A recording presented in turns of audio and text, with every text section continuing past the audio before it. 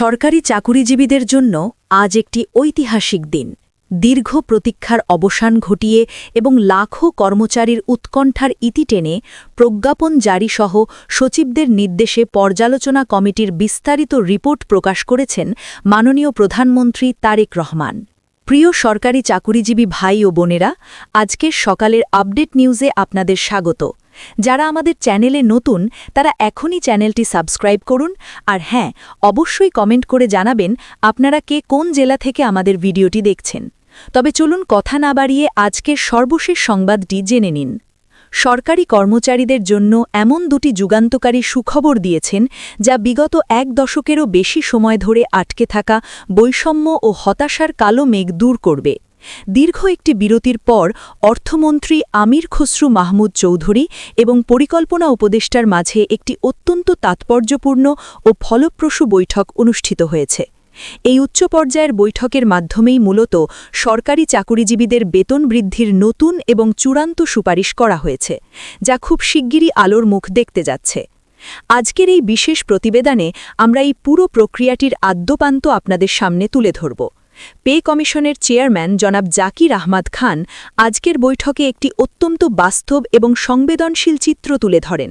তিনি তার বক্তব্যে স্পষ্টভাবে বলেন যে বাংলাদেশের সরকারি চাকুরিজীবীরা দীর্ঘ সময় ধরে ব্যাপক অর্থনৈতিক সমস্যা এবং জীবনযাত্রার ব্যয় বৃদ্ধির কষাঘাতে জর্জরিত ছিলেন। কিন্তু দুঃখজনক হলেও সত্য যে পূর্ববর্তী সরকারের সময় এই বিশাল কর্মচারী গোষ্ঠীর বেতন বৃদ্ধির ব্যাপারে চরম অনীহা এবং উদাসীনতা লক্ষ্য করা গেছে। বছরের পর বছর পার হলেও তারা কর্মচারীদের জীবনমান উন্নয়নে কোনো কার্যকর পদক্ষেপ গ্রহণ করেনি, যার ফলে বর্তমান নতুন সরকার দায়িত্বভার গ্রহণ করার পর আর কোনো রকম সময়ক্ষেপণ বা কালক্ষেপণ না করে দ্রুততম সময়ের মধ্যে নবম পে স্কেলের গ্যাজেট প্রকাশের নতুন এবং সাহসী সিদ্ধান্ত গ্রহণ করেছেন। প্রধানমন্ত্রী তারেক রহমানের এই যুগান্তকারী সিদ্ধান্তগুলো আজ বাংলাদেশের প্রায় ২২ লক্ষ সরকারি চাকুরিজীবীর অর্থনৈতিক উন্নয়ন এবং সামাজিক মর্যাদার এক বিশেষ মাপকাঠি হয়ে দাঁড়িয়েছে। পরিকল্পনা উপদেষ্টা তার বিশ্লেষণে উল্লেখ করেন যে বাংলাদেশের সরকারি চাকুরিজীবীরা তাদের ন্যায্য দাবি আদায়ের জন্য এবং একটি সম্মানজনক জীবনযাপনের জন্য দীর্ঘদিন ধরে রাজপথে এবং দাপ্তরিকভাবে সোচ্চার ছিলেন। তারা অত্যন্ত অধীর আগ্রহ নিয়ে এবং অনেক আশা নিয়ে পূর্ববর্তী সরকারের কাছে একাধিকবার বেতন বৃদ্ধির যৌক্তিক দাবি জানিয়েছিলেন, কিন্তু বিগত সরকার তাদের সেই দাবিগুলো নিয়ে কোনো প্রকার কার্যক্রম গ্রহণ না করার ফলে কর্মচারীদের মাঝে চরম ক্ষোভের সৃষ্টি হয়। এরপর নতুন সরকার যখন দায়িত্বভার গ্রহণ করে তখন কর্মচারীরা বারবার স্মারকলিপি প্রদান এবং বিভিন্ন নিয়মতান্ত্রিক উপায়ে তাদের দাবিগুলো তুলে ধরেন এবং অবিলম্বে গ্যাজেট প্রকাশের দাবি জানান। তাদের সেই দীর্ঘদিনের কান্নার আওয়াজ এবং যৌক্তিক দাবির প্রতি সম্মান জানিয়ে আজ সংশ্লিষ্ট কর্তৃপক্ষের একাধিক সূত্রের মতামতের ভিত্তিতে নতুন গ্যাজেট প্রকাশের চূড়ান্ত সুপারিশ করেছেন প্রধানমন্ত্রী তারেক রহমান। আজ সকাল ১০ ঘটিকায় সচিবালয়ে এই অত্যন্ত গুরুত্বপূর্ণ বৈঠকটি অনুষ্ঠিত হয়। এই বৈঠকে সরকারের নীতি নির্ধারক পর্যায়ের শীর্ষ ব্যক্তিবর্গ উপস্থিত ছিলেন। তবে এই বৈঠকের সবথেকে গুরুত্বপূর্ণ ও দিক নির্দেশনামূলক আলোচনা করেন পে কমিশনের চেয়ারম্যান জনাব জাকির আহমদ খান, কেননা তিনি দেশের সামগ্রিক অর্থনৈতিক বিষয়গুলো, মূল্যস্ফীতির বর্তমান হার এবং দ্রব্যমূল্যের ঊর্ধ্বগতির সাথে সামঞ্জস্য রেখে অত্যন্ত জোরালো পদক্ষেপ গ্রহণ করার রূপরেখা তুলে ধরেন।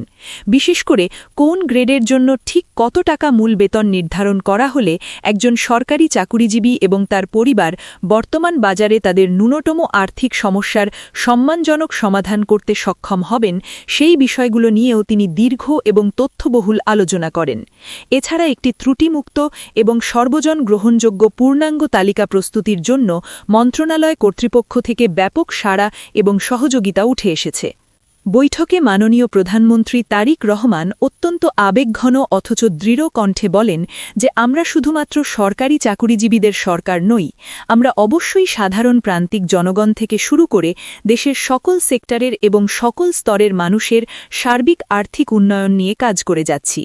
একটি দেশের সরকারি কর্মচারীরা যদি আর্থিক দুশ্চিন্তায় ভোগেন তবে তারা কখনোই সাধারণ জনগণকে নিরবিচ্ছিন্ন ও দুর্নীতিমুক্ত সেবা প্রদান করতে পারবেন না। প্রধানমন্ত্রী আরও উল্লেখ করেন যে যেহেতু বর্তমানে বিশ্বব্যাপী অর্থনৈতিক মন্দা এবং দেশের অভ্যন্তরীণ কিছু বাজেট সংকটময় পরিস্থিতি বিদ্যমান, তাই শুরুতে গ্যাজেট প্রকাশের ব্যাপারে কিছুটা অনীহা বা শঙ্কা তৈরি হয়েছিল। কিন্তু কর্মচারীদের জীবন বাঁচানোর তাগিদে এবং প্রশাসনের গতিশীলতা ধরে রাখার স্বার্থে অর্থমন্ত্রীর প্রতি চূড়ান্ত নির্দেশ প্রদানের মাধ্যমে বাজেট সংস্কার করার উদ্যোগ নেওয়া হয়েছে। এই সাহসী বাজেট সংস্কারের মাধ্যমেই মূলত কার্যকর হতে চলেছে দীর্ঘকাঙ্ক্ষিত নবম জাতীয় বেতন স্কেল। একই সঙ্গে গ্রেড ভিত্তিক নতুন যে তালিকা প্রস্তুত করা হয়েছে, সেখানে সরকারি চাকুরিজীবীদের মূল বেতনের পাশাপাশি অন্যান্য সুযোগ সুবিধাগুলো নিয়েও চুলাচেরা বিশ্লেষণ এবং আলোচনা করা হয়। আজকের এই হাই প্রোফাইল বৈঠকে পে কমিশন সহ অর্থ মন্ত্রণালয় ও জনপ্রশাসন মন্ত্রণালয়ের বিভিন্ন ঊর্ধ্বতন কর্মকর্তা উপস্থিত থাকায় তারা কর্মচারীদের স্বার্থ রক্ষায় বিশেষ কয়েকটি পদক্ষেপের কথা বিস্তারিতভাবে তুলে ধরেন। তাদের সুস্পষ্ট ভাষ্যমতে অবশ্যই সরকারি চাকুরিজীবীদেরকে শুধু নবম জাতীয় বেতন স্কেলের আওতায় আনলেই হবে না, এর পাশাপাশি বর্তমান বাজারের সাথে সঙ্গতি রেখে যৌক্তিক হারে বাড়ি ভাড়া, উন্নত চিকিৎসা ভাতা এবং যাতায়াত ভাতা সহ অন্যান্য সকল ভাতা যুগোপযোগী করে সংযোজন করতে হবে। যদিও প্রাথমিক দিকে অর্থনৈতিক সীমাবদ্ধতার কারণে আংশিকভাবে বেতন বৃদ্ধির সুপারিশ করা হয়েছিল, তবে এই ভাতাগুলো প্রথম দিক থেকেই সংস্কার করা অত্যন্ত বাধ্যতামূলক বলে তারা মনে করেন।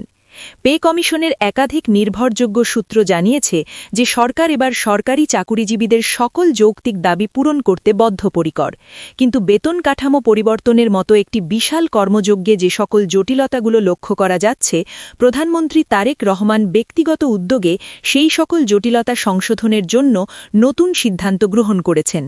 এই সিদ্ধান্তগুলো এমন নিপুণভাবে তৈরি করা হয়েছে যাতে পরবর্তীতে নবম জাতীয় বেতন স্কেল যখন মাঠে বা বাস্তবায়িত হবে, তখন যেন কোনো মহলে বা কোনো দপ্তরে নতুন করে কোনো বৈষম্য বা সমস্যা তৈরি না হয়, যার ফলে আজ সচিবদের প্রতিটি মতামত এবং সুপারিশকে খুবই গুরুত্ব সহকারে দেখছেন প্রধানমন্ত্রী।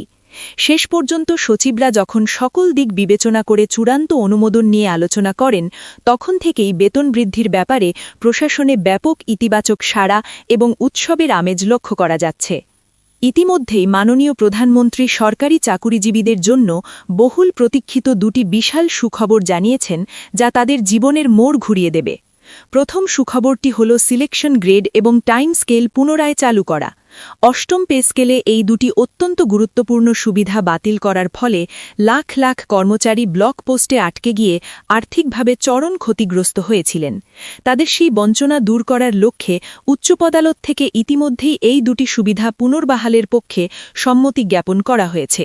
এই বিষয়টি এখন চূড়ান্ত অনুমোদনের অপেক্ষায় রয়েছে এবং নতুন বেতন স্কেলের গ্যাজেটে এটি সরাসরি এবং স্পষ্টভাবে উল্লেখ থাকবে। বিশেষ করে নতুন যে খসড়া প্রস্তাবনা উপস্থাপন করতে যাচ্ছে পে কমিশন, সেখানে সিলেকশন গ্রেড এবং টাইম স্কেল পুনরায় চালু করার জন্য চূড়ান্ত সুপারিশ করা হয়েছে। যারা নিম্ন গ্রেডের অর্থাৎ ১১ থেকে ২০তম গ্রেডের কর্মচারী আছেন, তাদের পদোন্নতির সুযোগ অত্যন্ত সীমিত হওয়ায় তাদের আর্থিক সুরক্ষার জন্য এই দুটি ভাতা অত্যন্ত গুরুত্বপূর্ণ। তাই মন্ত্রণালয় কর্তৃপক্ষ থেকে দ্রুত এটি সমাধানের জন্য চূড়ান্ত সুপারিশ করেছেন। আশা করা যাচ্ছে আগামী নতুন নবম জাতীয় বেতন স্কেলে এই দুটি ভাতা চূড়ান্তভাবে এবং স্থায়ীভাবে অনুমোদন পাবে। দ্বিতীয় সুখবরটি আরও বেশি চমকপ্রদ এবং মানবিক। নাম অপরিবর্তিত রাখার স্বার্থে অর্থ মন্ত্রণালয়ের একজন ঊর্ধ্বতন কর্মকর্তা জানিয়েছেন যে বাংলাদেশের বর্তমান অর্থনৈতিক অবস্থা, মানুষের গড় আয়ু বৃদ্ধি এবং অবসরকালীন জীবনের চিকিৎসা ও অন্যান্য ব্যয়ের কথা বিবেচনায় নিয়ে অবসরকালীন সুযোগ সুবিধা বা পেনশন ব্যাপক হারে বাড়ানোর সিদ্ধান্ত নেওয়া হয়েছে। বর্তমান নিয়মে গ্র্যাচুইটি বাদে যে মাসিক পেনশন পাওয়া যায়, তার হার বাড়িয়ে ৪৫% থেকে উন্নীত করে সরাসরি ৮৫% পর্যন্ত বৃদ্ধির একটি ঐতিহাসিক সুপারিশ এসেছে। যেহেতু এই বিষয়টি নিয়ে সরকারের শীর্ষ মহলে এবং নীতি নির্ধারকদের মাঝে ইতিমধ্যেই ব্যাপক ইতিবাচক সিদ্ধান্ত উঠে এসেছে, তাই অর্থ মন্ত্রণালয় থেকে এই বিশাল ব্যয়ভার বহনের জন্য বাজেট সংস্কারের একটি নতুন রূপরেখা তৈরি করা হচ্ছে। প্রধানমন্ত্রী অত্যন্ত স্পষ্টভাবে বলেছেন যে একজন মানুষ তার জীবনের শ্রেষ্ঠ সময়গুলো রাষ্ট্রের সেবায় ব্যয় করেন, তাই রাষ্ট্র তার শেষ জীবনে তাকে অসহায় অবস্থায় ফেলে রাখতে পারে না। আমরা অবশ্যই বাজেট সংস্কার করার মাধ্যমে সরকারি চাকুরিজীবীদের এই ন্যায্য দাবিগুলো পূরণ করব। এই বিশাল কর্মযোগ্য এবং নতুন বেতন স্কেল বাস্তবায়নের জন্য বাজেটে বড় ধরনের পরিবর্তন আনতে হবে। অর্থনীতিবিদদের হিসাব অনুযায়ী এই সংশোধিত এবং উন্নত বেতন কাঠামোর জন্য বাৎসরিক প্রায় ৭০,০০০ কোটি টাকা অতিরিক্ত বরাদ্দ ঘোষণা করতে হবে। এই বিশাল অঙ্কের টাকার সংস্থান করার জন্য অর্থ মন্ত্রণালয়ের সঙ্গে ইতিমধ্যেই প্রধানমন্ত্রীর একাধিক দফা দীর্ঘ আলোচনা সম্পন্ন হয়েছে। অর্থ মন্ত্রণালয় নিশ্চিত করেছে যে তারা অবশ্যই প্রধানমন্ত্রীর এই জনকল্যাণমুখী নির্দেশক্রমে আগামী বাজেটের ৭০,০০০ কোটি টাকার একটি বিশেষ বাৎসরিক বাজেট সফলভাবে সংযোজন করবেন। এর ফলে দেশের ২২ লাখ সরকারি চাকুরিজীবী এবং তাদের পরিবারের সদস্যদের মাঝে যে স্বস্তি এবং আনন্দ ফিরে আসবে তা দেশের সামগ্রিক অর্থনীতি এবং সেবার মান উন্নয়নে একটি মাইল ফলক হয়ে থাকবে। প্রিয় দর্শক, এই ছিল আমাদের আজকের বিস্তারিত আয়োজন। পরবর্তী সকল খবরের জন্য আমাদের সাথেই থাকুন। ভিডিওটি খুবই জরুরি, তাই দয়া করে সবার সাথে ভিডিওটি শেয়ার করতে ভুলবেন না। আর নতুন ভিডিও আপডেট পেতে এখনই চ্যানেলটি সাবস্ক্রাইব করুন।